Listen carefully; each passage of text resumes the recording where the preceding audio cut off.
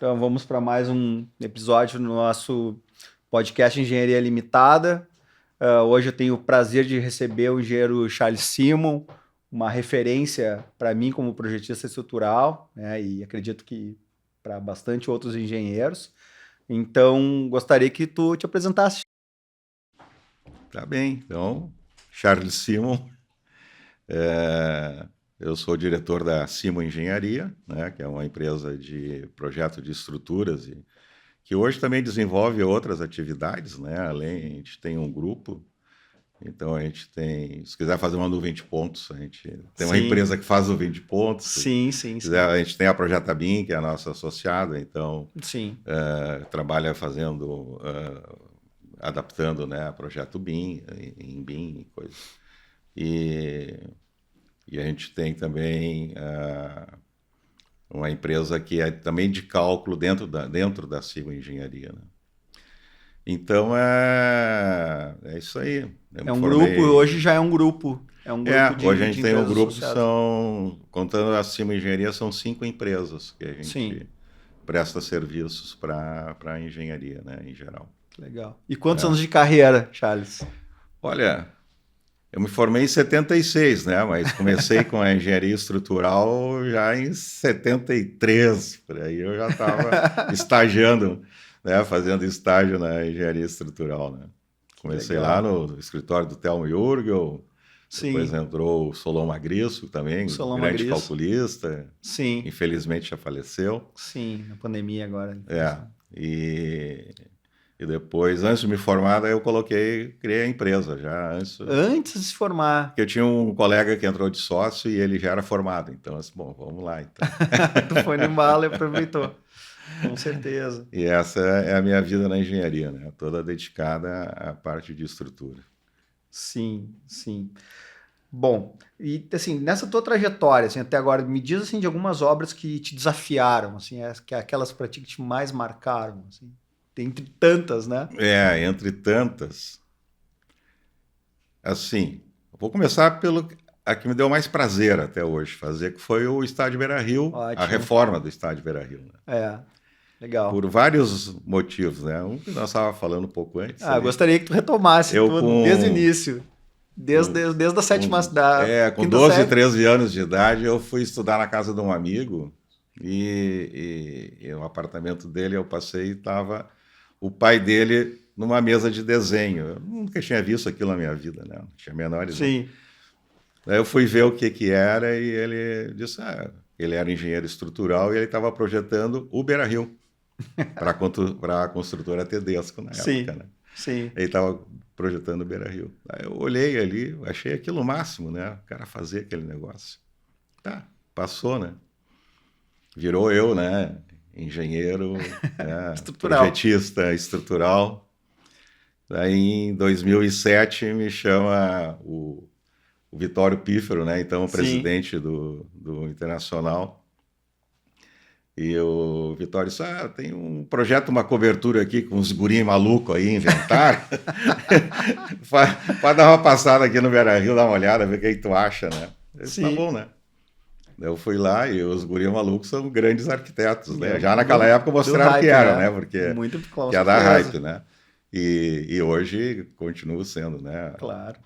Os arquitetos aí que eu respeito muito, né? Sem dúvida. Então, a gente foi ver lá o projeto maluco dos guris, a gente olhei, fiz aqueles calculozinhos assim, né? Que era 2/2, qual é o balanço, não sei o quê. Escritório, o negócio que os guris bolaram é bom, passa, dá para se fazer. Aí começou o projeto Beira-Rio, né? Sim. Então, dentro desse projeto Beira-Rio, a gente foi contratado inicialmente pelo Internacional.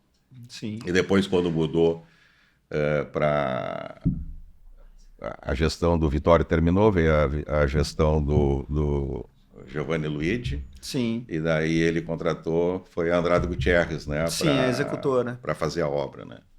Daí, nessa época, a Andrade Gutierrez também, por umas questões... O tempo de execução da obra foi perdido 1 ano, né? Sim, naquela... Essa passagem, assim, entre a saída do Vitório e a entrada dele, ficou 1 ano parada a obra, né? Sim. E daí, com isso, nós tínhamos desenvolvido todo um projeto onde nós ia executar a cobertura, mas ela tendo o apoio na ponta do balanço. Na né? ponta do balanço. E depois nós faríamos o anel esse de estabilização, né? Que tem um anel central de travamento e estabilização. Claro. Só que daí não dava mais tempo de fazer escoramento. Então a Andrade nos recontratou para nós refazer todo o projeto executando sem escoramento. E mudou radicalmente o projeto, mudou fundações. Então, foi um desafio muito grande, mas foi assim... Aí por ser colorado também, né? Claro. É a obra que eu mais... Sem dúvida. Tive o prazer, né, Com certeza. de executar. E tá aí, lindíssima, né? E foi muito bem executada, né? Foi muito bem executada, teve uns desafios muito importantes, tanto nas fundações, né? Sim, deve ter sido destaca bem profunda ali. Gerou, nós pegamos daí a assessoria do Sérgio Kaminski, né? Que é um grande engenheiro, né? De fundações, né? E a gente usou 3 tipos de estacas, então, conforme foi o perfil do terreno, a gente foi mudando, né? Lá para o lado do rio, a gente usou perfil metálico e para o lado da Padre Cacique ali, a gente usou estaca raiz, né? Então, a rocha florando. Claro, tem que ser raiz então, mesmo. Então, assim, a gente teve... E no centro dele é descontínuo, então, assim... A gente teve...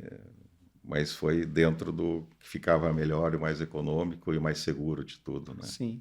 E um outro detalhe do projeto que me chama muita atenção é a questão dos amortecedores, né? Que tu colocou eles como apoio na estrutura, né? Existente. Né? O que a nossa ideia inicial sempre foi assim, nós temos um estádio ali, né? Quanto que esse estádio suporta, né? De esforço horizontal? Sim, e é um esforço grande. Né? Então a gente calculou a estrutura primeiro apoiada lá em cima horizontalmente contra o estádio. Bom, isso gerava uma reação de 60 toneladas horizontal. E nós, por sorte, nós tínhamos todo o projeto estrutural original que tinha feito lá do pai do teu amigo. Pelo pai do meu amigo. Então a gente digitalizou todo ele, verificamos ele, a gente viu que ele suportava 20 toneladas e não 60. Sim. Mas 20 toneladas era muito importante, porque a 20 metros de altura, 20 toneladas, tu é engenheiro, tu sabe que gera um momento de 400 toneladas a metro, né? Sem dúvida. Que é uma diferença fundamental nas fundações. Claro. Que a nossa fundação, que inicialmente eram 10 metros de distância uma da outra, virou 8 por causa da Padre Cacique ali. Sim, teve todo aquele problema ali dela invadir, né? Tá ali na calçada, né? Tá no limite, né? Então aquilo virou 8 metros em vez de 10. Então, pega 400, né, dividido por 8, só ali a gente já tem uma redução, né, de tração, né, enorme, né, de mais de 30 toneladas. Sim. Então a decisão foi usar, mas como usar, né? Até tem um parênteses, assim, a Tedesco, na época que estava fazendo a obra, assim, tem um engenheiro aí, um engenheiro alemão que disse que o jeito que vocês fizeram apoiando o estádio vai derrubar o estádio. Eu disse, não vai. A gente fez de uma maneira que não vai. Sim. Tu pode ir a São Paulo fazer uma reunião com eles lá? Pode, não tem problema. Eu fui a São Paulo. Sim. E daí o cara começou, né? Não, porque tu vai apoiar aqui, o estádio não vai suportar. Eu disse, eu sei, vai dar 60 toneladas, né? Quanto? Daí ele olhou para mim assim, tu sabe que é 60 toneladas? Que ele já tinha feito também. Claro. Eu sim, é 60 toneladas que vai dar. Tá, mas o estádio não pega, eu sei que não pega. Ele pega 20. Eu disse, mas como é que o senhor está apoiando? Vou botar uma mola aqui. A gente vai calcular a deformação e a deformação vai colocar as 20 toneladas. Sim. Que é a deformação máxima. Aí ele olhou para... tá certo. É que é difícil, né? Acabou a nossa reunião ali, sabe? Pronto, tá todo mundo... isso é importante. A nossa reunião terminou. Ponto certo, né? Então, assim, aí levantamos e vamos embora, né? Daí eu acho que era... Não me lembro agora o nome do engenheiro da Tedesco que foi conosco, né? Assim, tá bem, foi bom, né? Não, foi boa a reunião. A gente sabe o que está fazendo, né? Porque é importante, né, a gente conseguir, porque a gente, no modelo, no software, enfim, tu vê aquele vínculo ali, mas como traduz isso na prática, né? Tá aí. A gente conhecia algumas empresas que a gente já tinha trabalhado com vibração, né? Sim. Primeiro que a gente pensou foi a Gerbe, que é alemã também. Sim. Mas depois a Gerbe não... Daí nos foi indicada uma outra, uma empresa francesa, Sim. que daí foi assim, o custo dos amortecedores que se usou, né, para...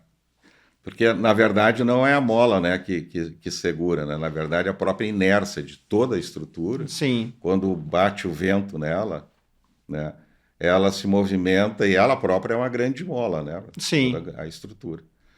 Só que nesse movimento, aí sim, daí tem uma mola que está impedindo aquele movimento. Perfeito. E no movimento máximo, ela deforma 4 centímetros. Né? Então, para cada centímetro, a gente tem 5 toneladas de resposta da mola. Sim. Então, na deformação máxima, para o vento máximo, ela vai deformar 4 centímetros, que vai dar as 20 toneladas que a gente precisa para equilibrar o sistema como um todo. E ele foi ensaiado no túnel de vento. Sim. A primeira coisa que a gente pediu para o Internacional na época é assim, vamos contratar o Assir da Urcs, Claro. né, para fazer o ensaio de túnel de vento. Então, foi feita uma maquete do estádio, mais o entorno do estádio ali, o morro, Sim. aqueles edifícios, os prédios ali do lado. Claro. É muito importante. É, né? e daí foi analisada a cada 15 graus, né?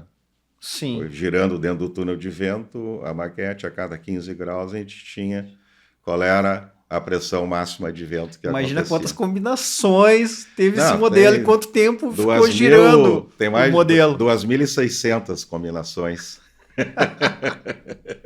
de vento, Sim. onde a gente conseguiu, então, tirar todos os pontos máximos, né?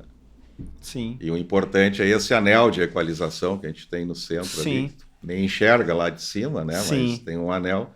Porque quando o vento bate ali, tem zonas que a estrutura baixa e tem zonas que a estrutura sobe, Sim. né? Sem um anel, isso aí daria 1 metro. Claro, com certeza. Com um anel, isso vira ele diminui 5, a 6 flambagem, tudo, né? Entre É. os perfis. Então, esse anel, ele equaliza as deformações, né, todas. Vocês rodaram no Strap? Rodamos tudo no strap. Sim, excelente software. Todo ele no strap. É. 2.600 combinações. É. Ficou Isso aí. rodando mês. Ficou rodando um bom tempo. Que máximo. Mas foi muito bom essa ideia de usar o estádio e conseguir colocar o máximo que ele suporta dentro, claro, dos coeficientes de segurança. Sim, sem norma dúvida. de tudo. Né? E aí tem um outro agravante que é a questão da lona também, né? Ela também tem um comportamento diferente de um fechamento rígido, né? Isso. Transmite outras reações, né? O que a gente fez? A gente considerou primeiro como se a lona fosse um elemento rígido, tá? Para efeito de vento, né? E depois, quando o Beira-Rio contratou, o Internacional contratou o fornecedor da membrana, tá? Chama de lona, os caras ficam bravos. É, né? sim, Uma é tenso, membrana. como chama o termo técnico? É tenso estrutura, bom, enfim. Uma tensa estrutura. É isso aí. Mas aí, o fornecedor, ele pediu todo a nossa memória de cálculo, né? E toda a nossa entrada de dados, né? No Strap. Sim. E eles daí fizeram uma verificação com o uso da membrana, né? Sim. E daí deu tudo 100%. Que legal. O cara ficou tudo dentro dos parâmetros, Sim. né? Então, eles deram o ok, né, em relação ao uso da membrana. Que massa. É. Porque essas membranas, elas têm muita tecnologia, né? A questão de ser autolimpante, né? Não acumular partícula. Ela tem uma camada de Teflon, né? A camada superior dela é com Teflon, né?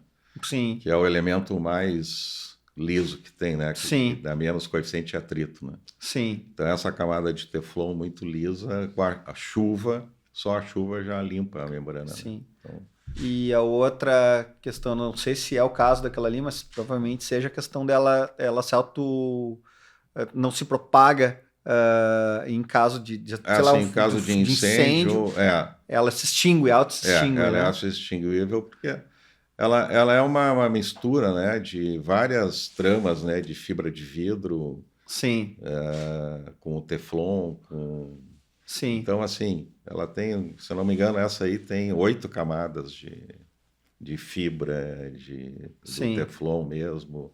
Eu não me lembro mais agora, mas assim, a garantia deles é 20 anos, se eu não me engano, mas já tem, na época já tinha na Europa estruturas com 30 anos. Sim. Estavam perfeitas, né? Que legal. Hoje já estão com mais de 40, né? Já faz Sim. 10 anos que... Sim, que foi feito. Então, e estão perfeitas as estruturas. Então, assim, a perspectiva, a expectativa é que essa membrana vai durar mais de 40 anos. Então, foi Sim. o tempo que o Beira-Rio foi de 69, né? Sim. A 2009, quer dizer, 2014 que terminou Sim. a mesma obra, mas a gente começou. Fechou o então, ciclo aí. Ele teve, né, 40 anos de ciclo, né? Sim. E tem assim, se eu ficar contando pra ti aqui, nós vamos ficar umas 3 horas só falando Só falando do Beira-Rio. Eu lembro que o Beira-Rio era coberto, metade dele, né? Sim, tinha de concreto, né? Tinha 15 metros. Sim, ele foi demolido aquele balanço. E daí a gente, vamos demolir, a gente inverteu, né, todos os esforços, né, nos portes, nos pilares e tudo, né, tirar tudo fora. Daí é que surgiu a ideia, disse, mas se eu não cortar os 15 metros, vamos cortar 8, vamos deixar 7 e vamos criar skybox lá em cima. Sim. Porque daí eu vou botar mais peso, eu vou dar uma contrabalançada na inversão de momentos, não vou, claro. Né? E vamos criar todos aqueles skybox que tem hoje lá, né? Sim. Aquilo não foi assim uma coisa prevista originalmente na arquitetura, aquilo foi um resultado da estrutura. Então, assim, uma necessidade ali. Uma necessidade da estrutura, né? Para a gente não ter aquela inversão tão grande eu tinha toda uma zona muito tracionada dos pilares ali e eu ia tirar aquele balanço fora, aquilo ia fazer uma inversão ali. Né? Claro. E daí, com isso, a gente manteve a metade do balanço e colocou mais peso, que foi fazer... Daí equalizou. Daí não foi 100%, mas foi o suficiente para manter aquele lado tracionado. Sim. Então foi uma decisão também assim, aquela coisa da criatividade, né?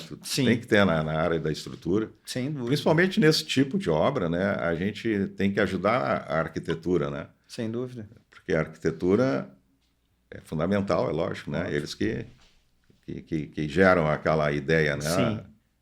Sim. Mas a gente tem que também na estrutura ficar pensando na arquitetura e ficar pensando em como a gente resolve a estrutura e em como, na resolução da estrutura, ou tu não prejudica, ou tu ajuda o arquiteto até a criar uma solução.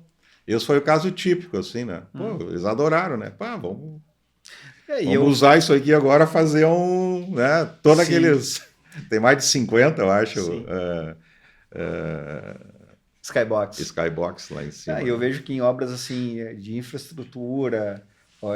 obras desse porte, e principalmente estrutura metálica, é fundamental, né? Ter uma estrutura que seja harmônica, porque é a própria arquitetura, né? Então, e lá em cima foi tudo metálica, é claro, depois, Sim. Né?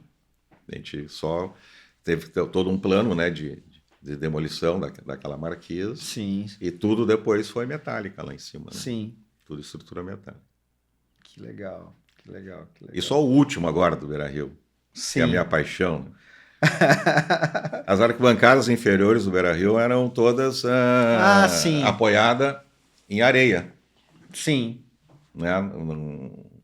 Então tinha uma cortina de concreto contra os pilares ali que sobem para dar suporte para a arquibancada superior. Sim. E ali tinha 6 metros de areia apoiando. Aquilo era um arrimo, né? Claro, era um arrimo. Uma cortina de contenção. E era bem inclinado, né? Tinha coreia ali. E dali saíam as arquibancadas sobre a areia e depois tinha a coreia lá na ponta. Sim.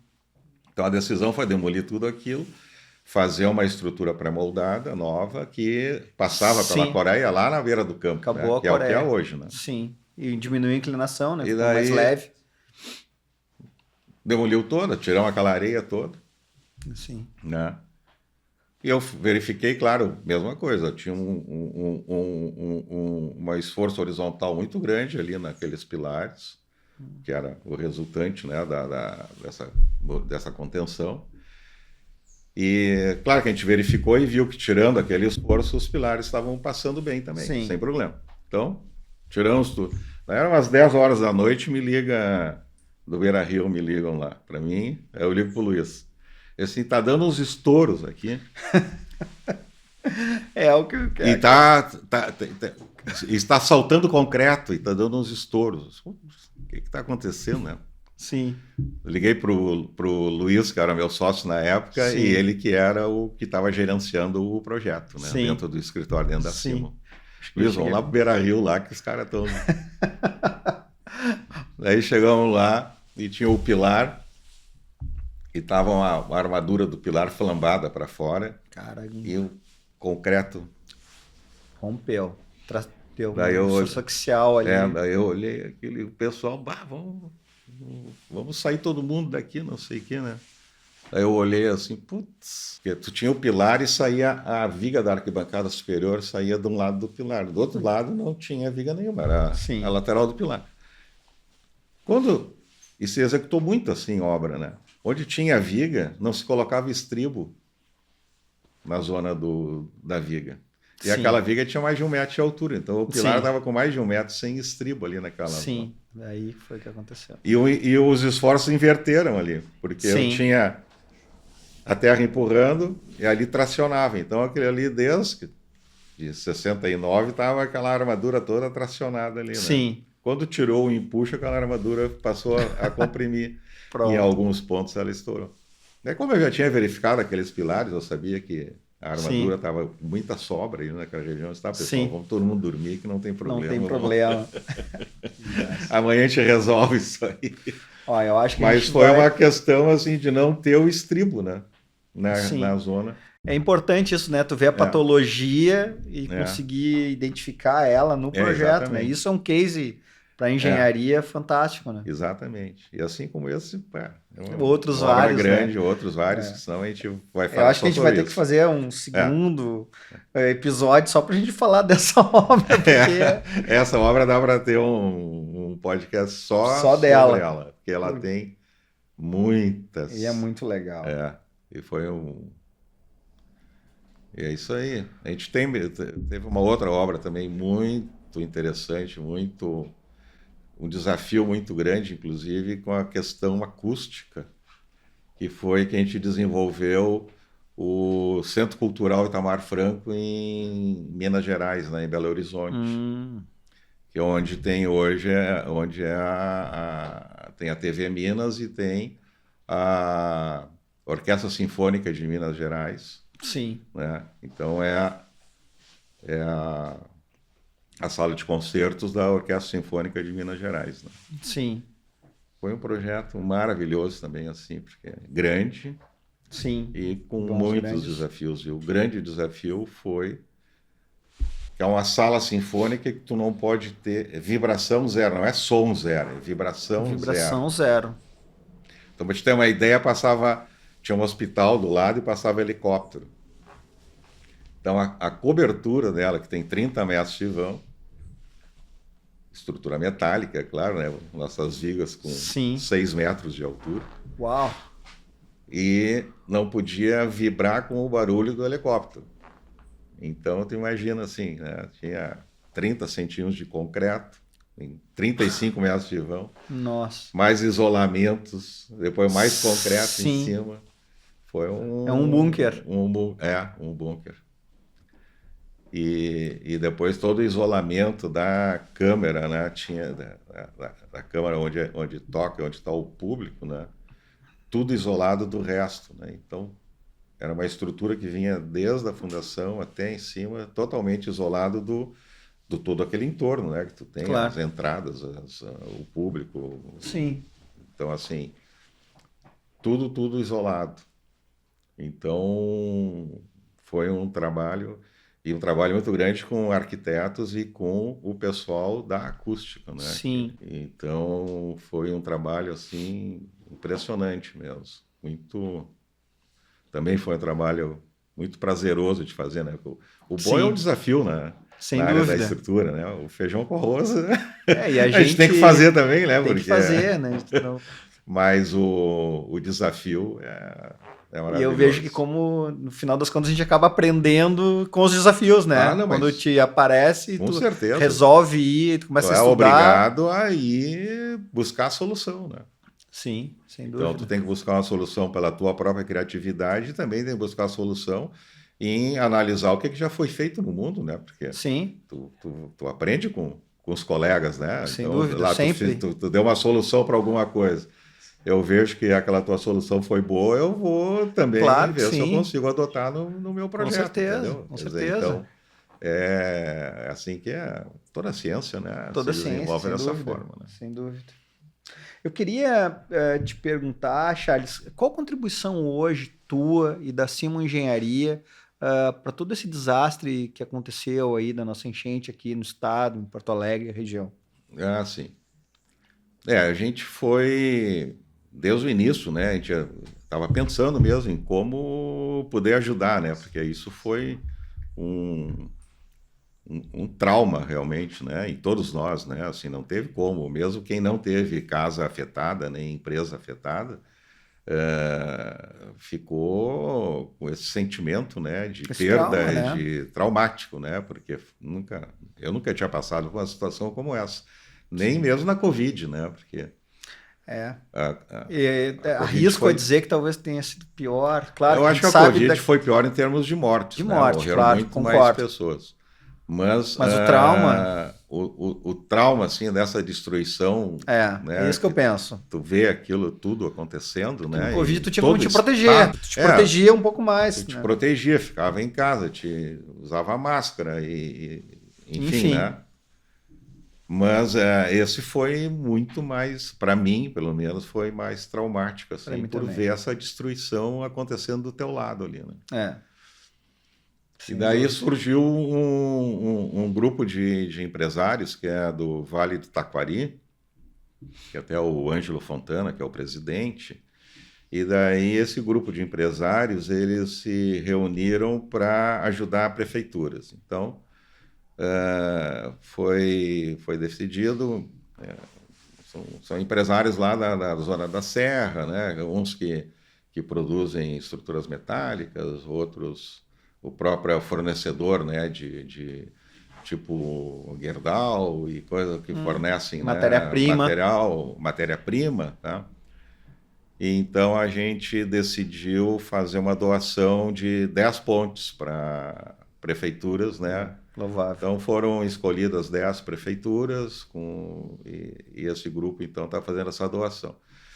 E daí nos convidaram acima a participar desse grupo para desenvolver então o projeto, né, dessas pontes. Então tudo de forma gratuita, é claro. E para nós foi um prazer poder Legal, fazer parabéns. e participar e ajudar. Então a gente teve essa participação direta, né, com esse grupo de empresários e então agora já tem ponte sendo executada e Uma forma muito rápida. então a gente teve muito rápido, teve essas doações, né? Então dessas grandes empresas, né, metalúrgicas aí doando material, as outras fazendo a manufatura, né? Transporte e as prefeituras também que se candidataram, né? Também elas se compromissaram em fazer a parte delas, fazer as cabeceiras. E as pontes são metálicas, né? São metálicas. E o tabuleiro, tu usou o steel deck? Não, a gente não usou o steel deck porque a parte do tabuleiro ficou por conta das prefeituras. Então, entendi. nós projetamos, tá, o convencional, que é aquela laje pré-moldada que tu faz, né, com 7 centímetros de altura, já com a armadura. Sim. Então, vamos lançar em cima, e claro, viga mista, né? Sim. Mas as prefeituras têm daí a liberdade de usar outro sistema, né? Agora até mesmo, ontem ligou um engenheiro de uma dessas prefeituras dizendo, né, Simon, a gente pode mudar, não queremos fazer isso para moldar. Para nós é muito mais fácil fazer uma forma de madeira, porque a ponte está a 3 metros de altura, fica fácil depois tirar a forma. Claro. Né? E a gente tem aqui, é uma construtora, a gente tem... Não tem problema nenhum. Claro. Faz a tua forma de madeira e arma de acordo com a gente armou. Tinha previsto, né? Então, tem que dar esse grau de liberdade para Sim. que eles possam, né, cada um, se um lá quiser botar steel deck, também pode botar steel deck. Né? Uma ideia. Mas no interior ali, aquela prefeitura pequenininha e coisa, Não, nem né, é tem. mais fácil eles fazerem. É. Então, assim, É uma coisa... tem esse grau de liberdade, né? Mas a nossa, isso foi legal tu falar, tá, do steel deck, que a gente tem projetado alguns viadutos aí, e o dono da Porto Beton, ele tá há um tempão Charles, eu quero steel deck, eu não quero mais essas lajezinhas. Ele faz para moldar. Mas isso que ele eu faz, fazer ele essas tá lajezinhas para moldar é um trabalho do cão. Isso tá aí indo contra o patrimônio, mas tá certo. Eu quero steel deck, né? E daí a gente está numa luta porque não tem uma tradição de fazer steel deck. Sim. Daí ele disse, mas eu tive nos Estados Unidos, eu vou todo ano nos Estados Unidos, eu passo embaixo dos viadutos, que o cara olha tudo, né? Sim, disse, claro. Eu vejo tudo com steel deck lá nos Estados Unidos. Por que aqui no Brasil não tem nenhum viaduto, nenhuma ponte com steel deck? Ainda, né? Foi o que eu disse, ainda. Eu tive... E mesmo em vigas de concreto. Sim. Vai usar o steel deck. Mas, porque nós já temos, assim, hoje a gente faz para a Porto Beton, ela foi contratada pela CCR, né? Sim. Já está na 35ª ou na 40ª dessas passarelas de pedestres, sabe? Nas DRs, aí onde a CCR tem concessão. Claro. E a gente começou, a Simon fez os projetos para ele, desenvolveu um Lego aquilo, né? Porque sim. a gente Essas vai amarelas. repetindo, né? As rampas. Sim, a sim. gente criou um Lego, né? Um negócio bem inteligente, assim. Claro. Modéstia à parte. Modéstia à parte. Mas é mesmo, sem dúvida. E a gente começou colocando a laje pré-moldada, essa lajezinha pré-moldada, né? E depois a capa de concreto em cima. Sim. Daí até que um dia, assim, putz, por que não vamos botar steel deck nesse negócio, né? 2 metros de distância. Uma concretagem só, Cara, nossa, o ganho que deu nisso. Porque a laje pré-moldada tem que ser com um guindaste para botar, né? Ou sim. O steel deck, o cara vai ali... Uma telha. Vai uma telha, vai botando, caminhando em cima. Em meia hora, tu bota 30 metros de steel deck. Até é uma questão de segurança, né? Se tu avaliar, né? E daí tu pode montar o steel deck, assim, a montagem dele não pode ter trânsito embaixo, mas daí tu faz isso à meia-noite, não precisa parar o trânsito. Ou tu interrompe meia pista. Então mas é tão rápido tu montar ele, né? E depois, claro, daí tu veda todo e tu pode fazer a concretagem tudo com o trânsito lá embaixo, sem problema nenhum. Só isso aí já é uma... Então, assim, o steel deck realmente... e nós estamos agora com uma meta lá na Sil, nós vamos desenvolver o projeto usando steel deck nos viadutos. Que legal. Viadutos quero... Mesmo a viga sendo de concreto protendido, né? Sim. A viga de aço, então, mais mais fácil. Razão ainda, né? Mais fácil ainda. Muito bom. Então, muito bom. É isso. Charles, hoje tu mora fora do Brasil, né?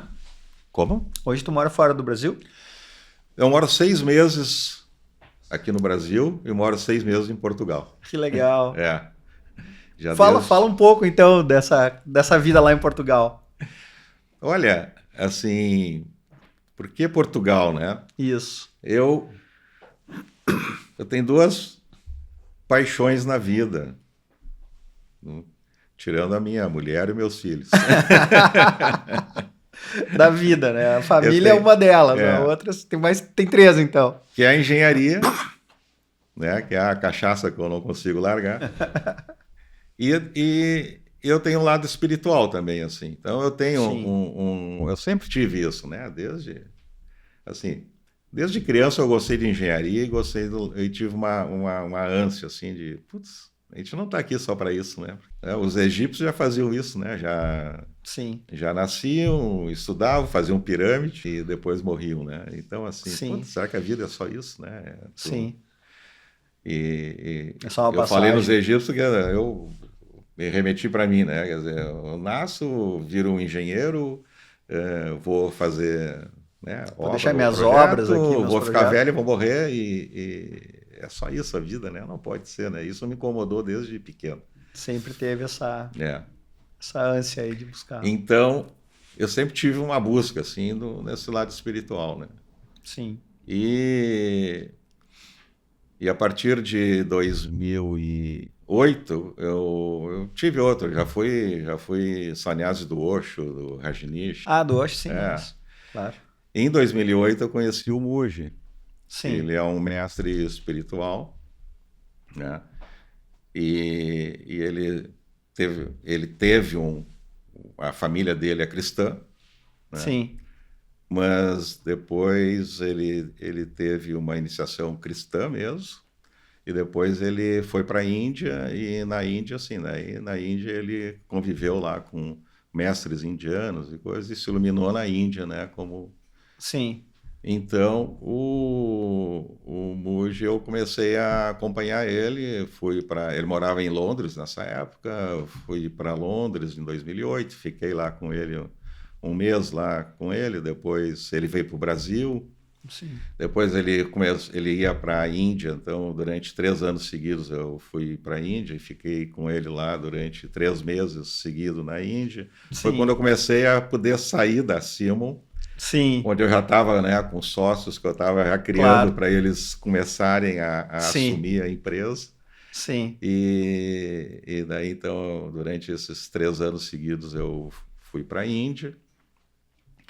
E depois, em 2011, ele comprou umas terras em Portugal para criar um ashram. O ashram é como se fosse um mosteiro, né? Entendo. Uma sociedade, enfim. É um mosteiro, uma sociedade onde as pessoas vão para lá e ficam junto com o seu mestre, né? Sim. Então ele criou esse ashram e eu comecei então a ir a Portugal nessa época, ajudando ele lá na parte de engenharia. Estrutural. E daí eu virei o engenheiro do ashram, né? Não consegue se até nem posso dizer isso, porque eu nunca fiz É tão fácil revalidar o diploma lá em Portugal, né? Em um mês tu revalida o teu diploma lá. Sim. Mas nunca revalidei, né? E também nunca fiz grandes obras lá. Então a gente faz obras pequenas lá, de madeira. Aprendi a dimensionar a madeira, reaprendi, porque eu já tinha dimensionado aí. Sim. E reaprendi a redimensionar a madeira em Portugal. Para adequar. Tudo lá a gente acaba fazendo com madeira laminada. Sim. Vem da Alemanha. Essa é uma cultura assim forte, né? Que a gente tem nos Estados Unidos também, né? Que chama um wood frame, né? Isso. Até perfis, né? E aí daí segue uma linha mais de cálculo. Mas, enfim, mais fácil. Daí eu comecei e a partir de 2015, daí eu comprei uma casa lá perto do ashram, que até 2015 morava dentro do ashram. Sim. Né? Que é um mosteiro mesmo. Assim. Sim. Mas daí depois... aí, mas sem internet, como é que é lá no mosteiro? Tem internet, tem... Sim. Não, é uma coisa, assim, totalmente aberta, né? Sim. Assim, o público que tem...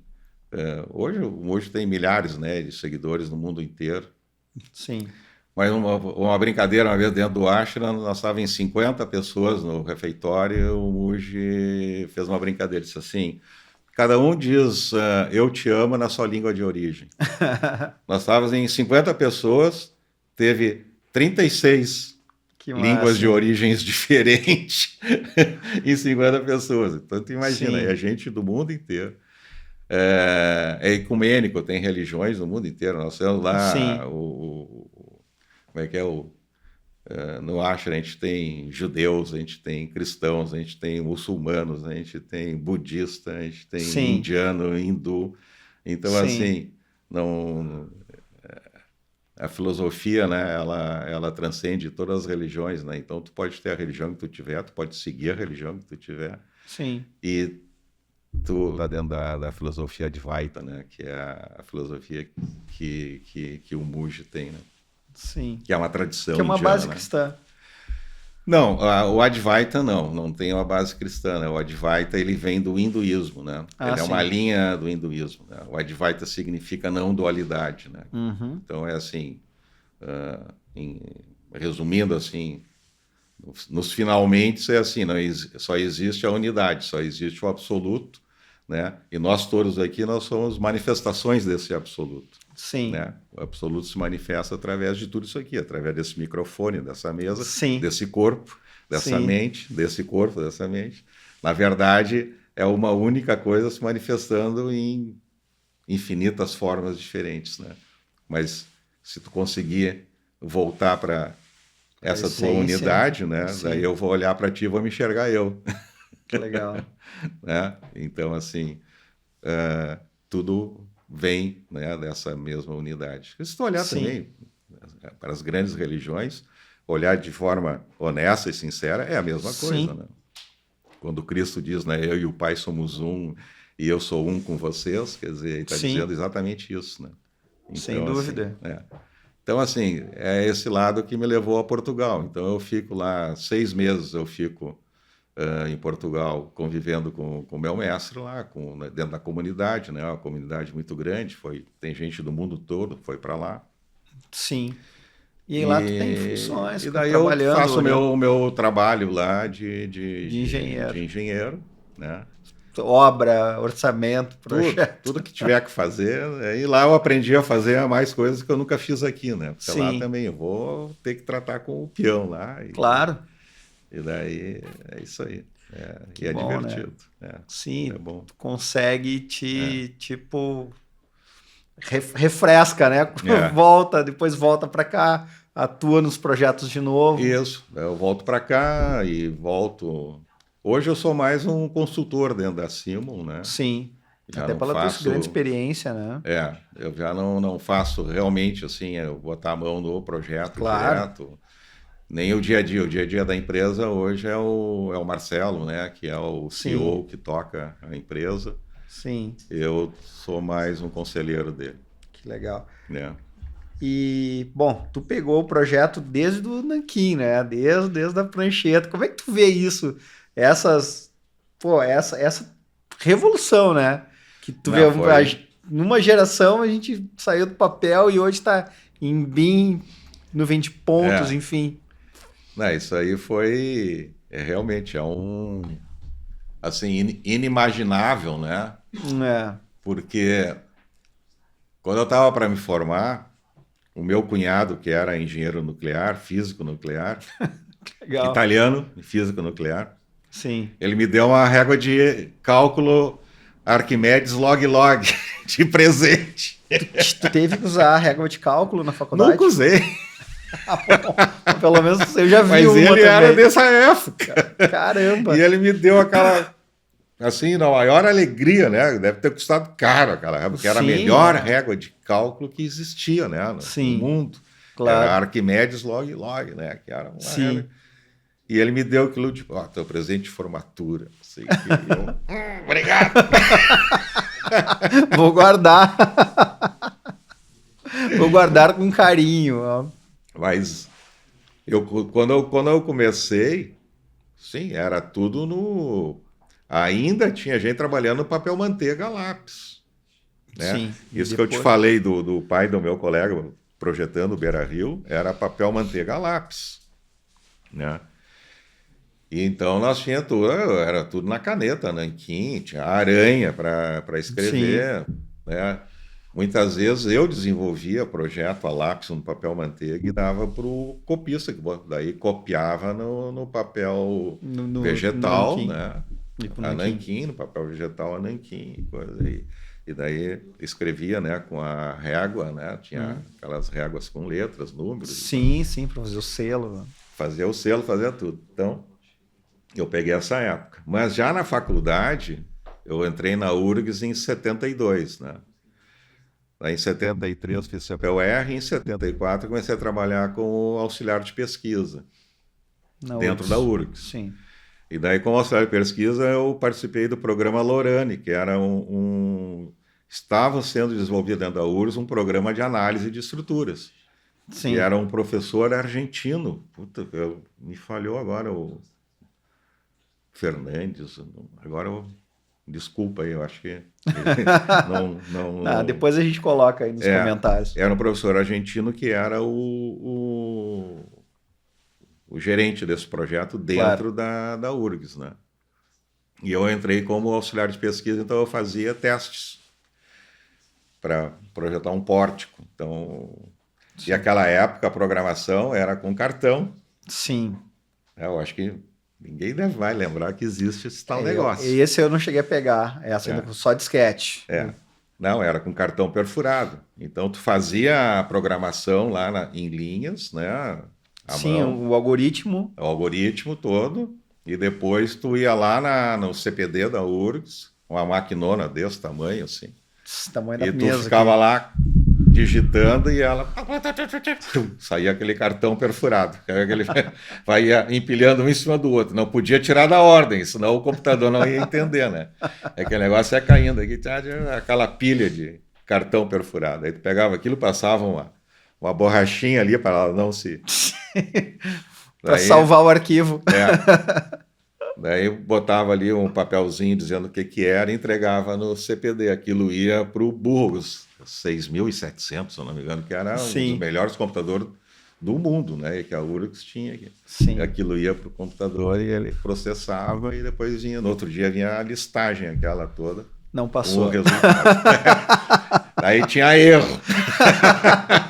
Daí tu ia analisar o erro. Né? Sim. E daí ia lá e pá, de novo, né? Digitar cartão. É Então eu importante comecei disso, nisso né? aí.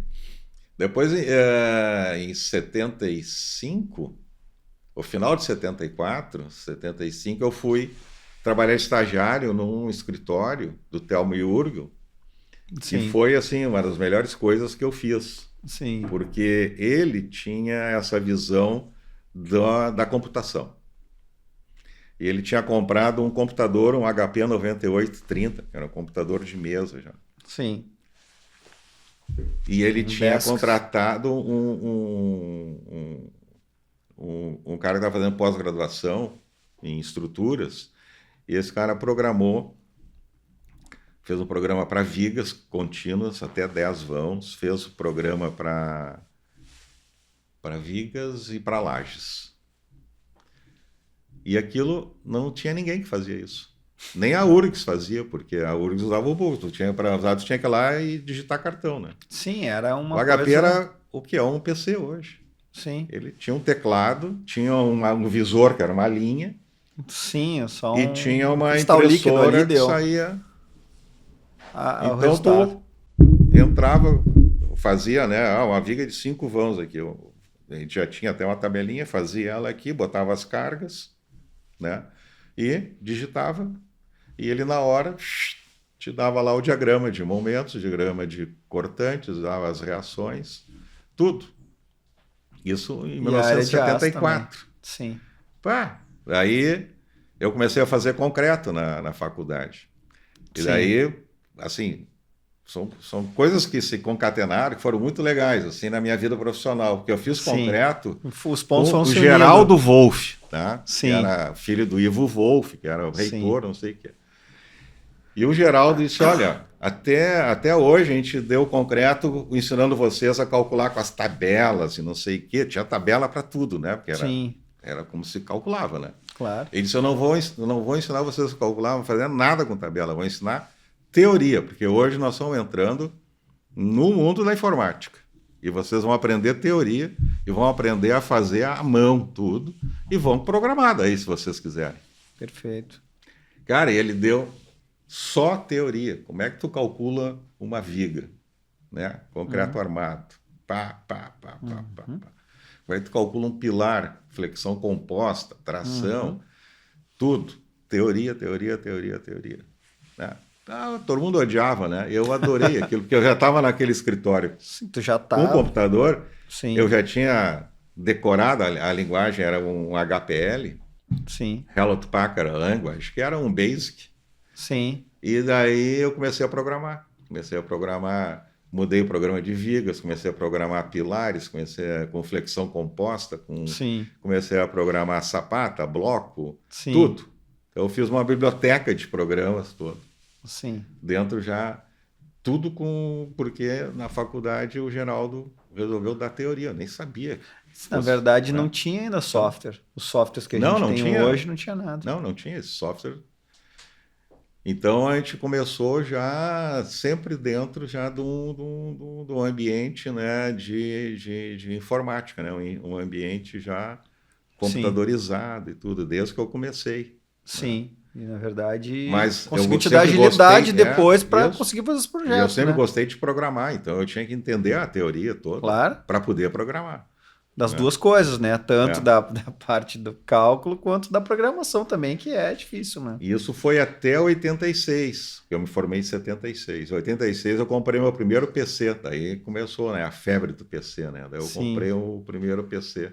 um É, monitor que era monocromático com com só DOS, sim, verde, né? Monitor verde, verde, com o DOS, aquela só o história toda. disquete botava, carregava DOS, carregava programa, E essas daí nessa coisas. época eu me decidi, bom, agora ou eu vou virar programador ou eu vou continuar sendo engenheiro de estrutura. Né? Meu negócio é ser engenheiro de estrutura. Sim, Daí eu tinha um engenheiro meu, já estava trabalhando comigo, que era um cara novo e adorava a programação também, não sei o que. Daí eu dei a missão para ele, tá? Passa todos esses programas que eu desenvolvi no HP para o PC agora, né? Para o DOS, a sim. linguagem era o O Basic, C, né? enfim, essas Era linguagens. Basic na época Era mesmo. Basic, Em sim. 86 só tinha o Só o Basic. Basic. E daí ele passou todos os programas pro... Basic. E assim foi, né? Daí eu comprei já mais outro computador, daí passa e assim. Foi indo, foi crescendo. E daí chegou em 91, 92, eu fiquei sabendo da TQS, Sim, né? Que estava começando lá com os programas que eu estava tentando fazer. Eu tinha contratado uma programadora para desenvolver programas de desenhar viga, desenhar forma. sim, fazer Aí quando eu vi a detalhamento. TQS já estava com o negócio muito na frente, já estava, Sim, sabe de uma coisa, né? vou migrar. Vou migrar, vou pegar um negócio já pronto, vou migrar para a TQS, né? E Sim, daí, tu foi dos desde aquela primeiros clientes da época, TQS. foi. 90 e no início dos anos 90, aí a gente foi para a TQS e daí começou. E já nessa época também tinham surgido já os plotters, Sim, então a gente já começou a... Porque antes a TQS já estava usando o CAD, né? sim, Então a gente comprou o plotter, então tu já plotava, né, sim. as Já foi nossas um plantas de avanço. forma, plantas de vigas e coisas, tu já tinha, já plotava. Então, assim, foi um avanço muito grande, né? Tu sair, eu cheguei até uma copiadora dentro do meu escritório, tinha uma máquina, uma OCE, Sim, que tu gerava, né, o desenho à mão ali no papel vegetal e rodava, copiava, saía, né, que era a a mesma que a cópia heliográfica. heliográfica, saía a Tu cópia fazia lá dentro mesmo. saía, fazia no escritório e entregava para o cliente a cópia heliográfica, Sim. né? E o CAD tu usava no DOS também, claro. É, Era no tudo primeiro no que DOS. tinha. Então foi uma evolução muito grande, né, da gente sair do cálculo. Porque quando eu estava calculando já no computador, ainda a maioria dos escritórios estavam calculando Na com HP, tabelas, como se claro. trabalhava, ou com HP, né? Sim, programando na HP também, enfim. HP, programando na HP, ou com uns computadores mais rudimentares. Que a HP na época era aquele computador HP era um negócio assim. Eu comprei aquele computador em 75. Em 86, quando eu comprei o PC, eu fiz uma experiência assim. Eu botei toda uma viga Sim. de 10 Fez um apoios no ensaio HP, ali. Sim, botei a mesma viga no PC e cliquei os dois botões ao mesmo tempo. sim. O HP, em 10 segundos, estava imprimindo a viga. O PC levou 1 minuto.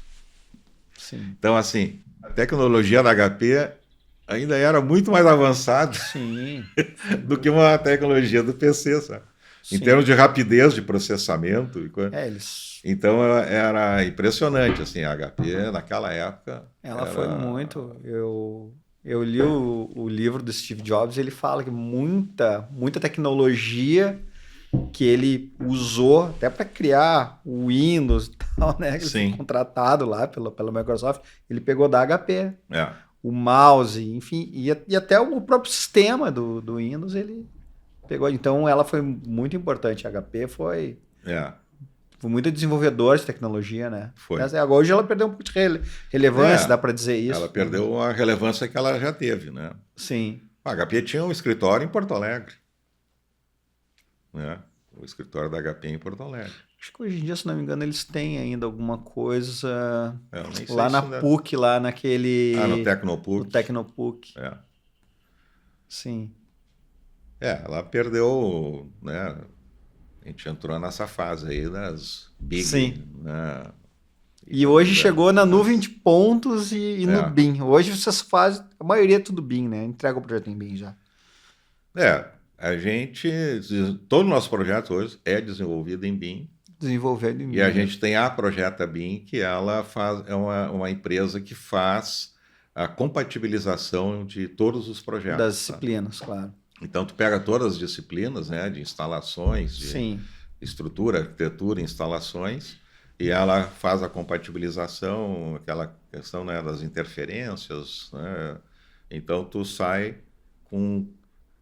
Na verdade, o que a gente faz a gente executa a obra virtualmente antes de executar a obra no canteiro.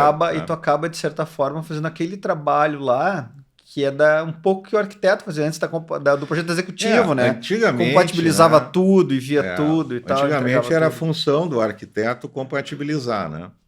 Mas era muito difícil, né? Com a ferramenta que tu tinha, tu compatibilizar, né? Então, assim, tu sabe muito bem, né? Assim, o que tinha de interferência, que quando estava sendo executada a obra, aquele cano que... Ou aquele ar-condicionado que estava passando no meio da viga, que não dava, ou o cano de esgoto que tem a inclinação e estava cruzando e cortando as vigas, tudo, não podia. Então, assim, era um festival, né, de problemas para a colocação das instalações, né, dentro de um... Sem contar que, muitas vezes, nem o arquiteto mesmo via que a estrutura estava